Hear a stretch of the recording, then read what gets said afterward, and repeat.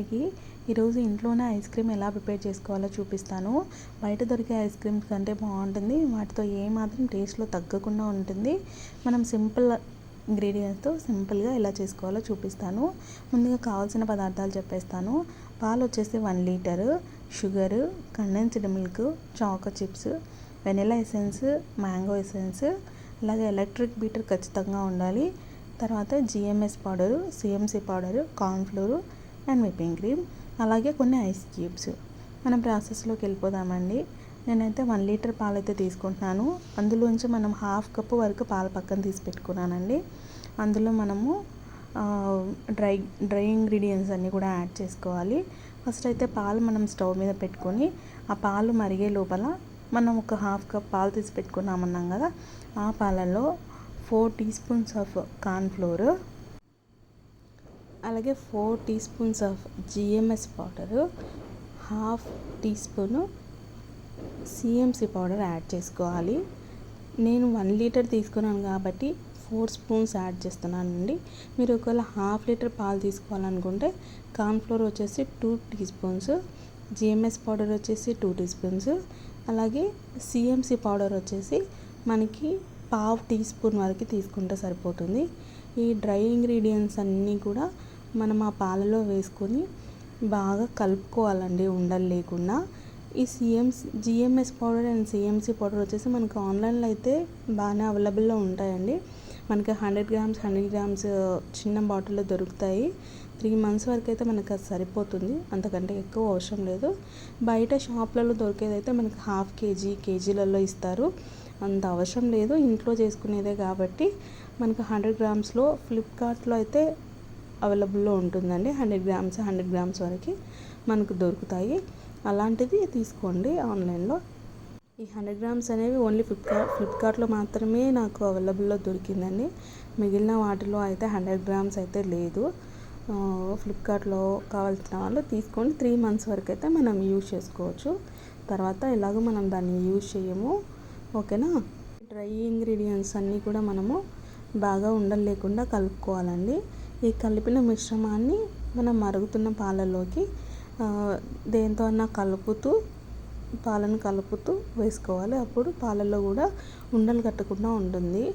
మనం మరుగుతున్న పాలలో వచ్చేసి నేను 6 to 7 స్పూన్స్ షుగర్ అయితే యాడ్ చేశానండి. నేను కొంచెం తక్కువ యాడ్ చేశాను, ఎందుకంటే నేను కండెన్స్డ్ మిల్క్ వాడుతున్నాను కాబట్టి తక్కువ యాడ్ చేశాను. ఒకవేళ మీరు కండెన్స్డ్ మిల్క్ వాడనవసరం లేదు, ఇది ఆప్షనల్ అండి. ఒకవేళ వాడకపోయినా కూడా షుగర్ ఇంకొక 4 స్పూన్స్ అట్లా యాడ్ చేసుకుంటే సరిపోతుంది. ఇలా మనం డ్రై ఇంగ్రీడియంట్స్ కలిపిన మిశ్రమాన్ని ఇలా పాలలో వేసిన తర్వాత కూడా ఉండలు కట్టకుండా అలాగా కలుపుతూ ఉండాలి. ఏదైనా స్పూన్తో కానీ అట్లా కలుపుతూ ఉండాలి. మనకు ఒక 2 to 3 minutes అంతే. 3 minutes లోపల మనకి కాస్త గట్టి పడిపోతుంది అనమాట. పాలన్నీ కాస్త గట్టి పడిపోతాయి. మనం స్పూన్తో అట్లా వెనకాల నుంచి పట్టుకొని జస్ట్ అలా వేలితో అలా గీస్తే మనకు మధ్యలో ఒక గీతలాగా వచ్చేస్తుంది అనమాట. అప్పుడు మనకు రెడీ అయిపోయినట్టే. లేదంటే ఆ పాల కన్సిస్టెన్సీని బట్టి కాస్త గట్టిపడిపోయినప్పుడైనా మనం స్టవ్ ఆఫ్ చేసుకోవచ్చు. చూడండి, అలా ఒక గీతలాగా వచ్చేసింది వేలుతో అలా అనగానే. అప్పుడు కాసేపు పాలైతే పక్కన పెట్టేసుకుందాం మిశ్రమాన్ని. కొంచెం వేడి తగ్గిన తర్వాత మనం ఒక స్ట్రైనర్లో దీనంతా వడగట్టేద్దాము. ఎంత బాగా కలిపినా కూడా చిన్న చిన్న ఉండలు అయితే మనకి ఆ పాలలో ఉండిపోతాయండి ఆ మిశ్రమంలో. సో నీట్గా దాన్ని అంతా కూడా స్ట్రెయిన్ చేసుకోవాలి. మనం స్ట్రెయిన్ చేసుకునేది కూడా మనం వేసే బాక్స్ వచ్చేసి ఖచ్చితంగా స్టీల్ బాక్స్ యూజ్ చేయండి. ఎందుకంటే మిగిలిన బాక్స్లు ఏమవుతాయంటే మనం డీప్ ఫ్రీజర్లో పెడతాం కాబట్టి ప్లాస్టిక్ కానీ లేదంటే గ్లాస్ కానీ 2 కూడా పగిలిపోతాయి. నేను ఇంతకుముందు ప్లాస్టిక్ యూజ్ చేసేదాన్ని డీప్ ఫ్రీజర్లో పెట్టేదానికోసం అని చెప్పి, కానీ ఆ ప్లాస్టిక్ యూజ్ చేయడం వల్ల డీప్ ఫ్రీజర్లో అవి చిన్నగా గీతలాగా పడిపోయి పగిలిపోయేవి అనమాట, చీలిపోయేవి మధ్యలోకి. అలా బాటిల్స్ అన్నీ కూడా వేస్ట్ అయిపోయాయి. అందుకని మోస్ట్లీ స్టీల్ బాటిల్సే యూజ్ చేయండి. లేదంటే మనం ఐస్ క్రీమ్ కొన్నప్పుడు డబ్బాలు వస్తాయి కదా బాక్సెస్, ఆ బాక్సెస్ కానీ డీప్ ఫ్రీజర్లో పెట్టడానికి బాగుంటాయి. ఇది వచ్చేసి కేక్ జెల్ డబ్బా అండి. ఆ డబ్బాలో వేస్తున్నాను నేనైతే. ఇది కూడా లిక్విడ్ కూడా మనకి చల్లగా అయిన తర్వాతే మనం డబ్బాలో వేసుకొని దాని మీద దాని మీద ప్లాస్టిక్ కవర్తో కానీ లేదంటే అల్యూమినియం ఫాయిల్తో కానీ కవర్ చేసి ఆ తర్వాత మనం డీప్ ఫ్రీజర్లో పెట్టాలి. ఎందుకంటే అల్యూమినియం ఫాయిల్ కానీ ఇలా కవర్ కానీ మనం పెట్టినప్పుడు దానిపైన డీప్ ఫ్రీజర్లో చిన్న చిన్న వాటర్ డ్రాప్స్ అయితే పడతాయి. అందులో పడకుండా ఉండేదానికోసమని ఇలా కవర్ చేసుకోవాలి.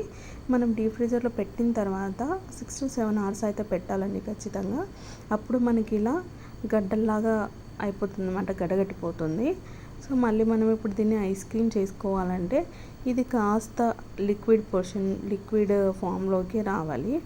ఇప్పుడు మనం ఒక 1 hour పాటు బయట పెట్టేస్తే ఇది వచ్చేసి లిక్విడ్ ఫామ్లోకి వచ్చేస్తుంది, కాస్త కరిగిపోతుంది. దీన్ని మనం ఎలక్ట్రిక్ బీటర్తో బీట్ చేస్తే సరిపోతుంది. ఇప్పుడైతే నేను ఒక పెద్దది స్టీల్ బౌల్ అయితే తీసుకుంటున్నానండి.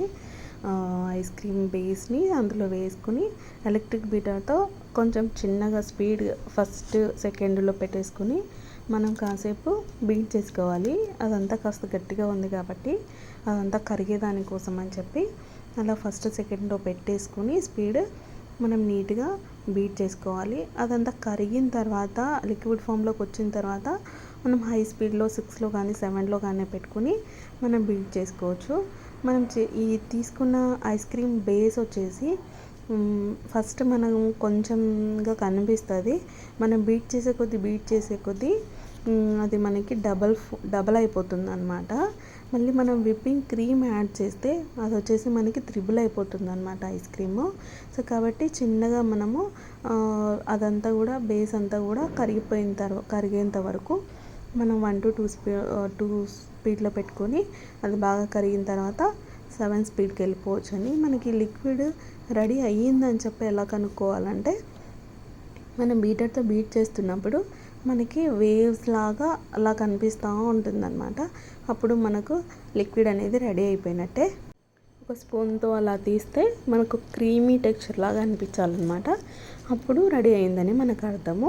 ఇప్పుడు వచ్చేసి 1 కప్పు వరకు మనం విప్పింగ్ క్రీము దీంట్లో యాడ్ చేసుకుందాము. అలాగే వెనిలా ఎసెన్స్ కూడా 2 to 3 drops వరకు మనం వేసుకుంటున్నానండి నేనైతే.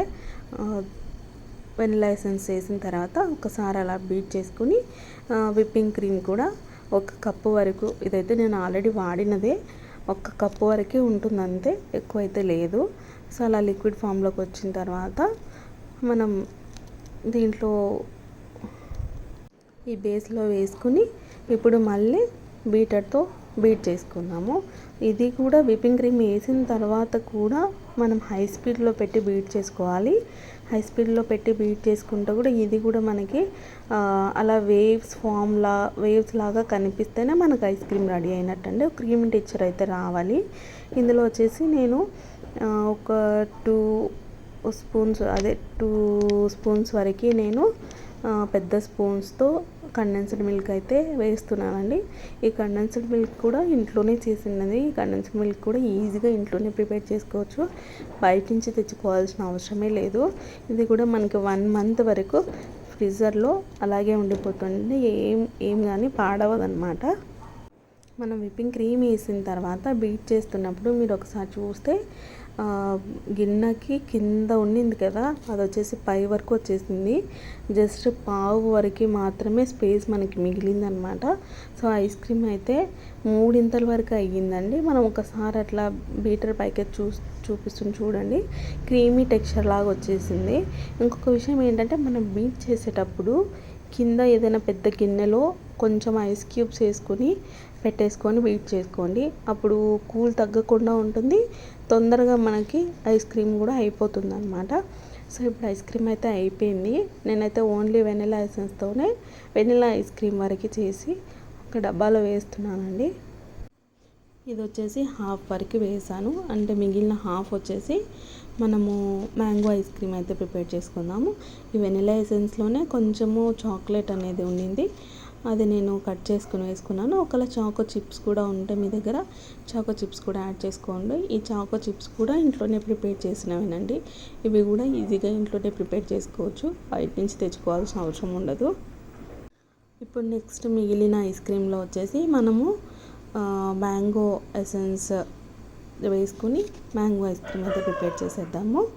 సో ఇప్పుడు మిగిలిన దాంట్లో మనకి ఇది వచ్చేసి mango essence plus mango colour కూడా ఉంటుందండి దీంట్లో, ఎల్లో కలర్, ఫుడ్ కలర్ కూడా కలిసి ఉంటుంది.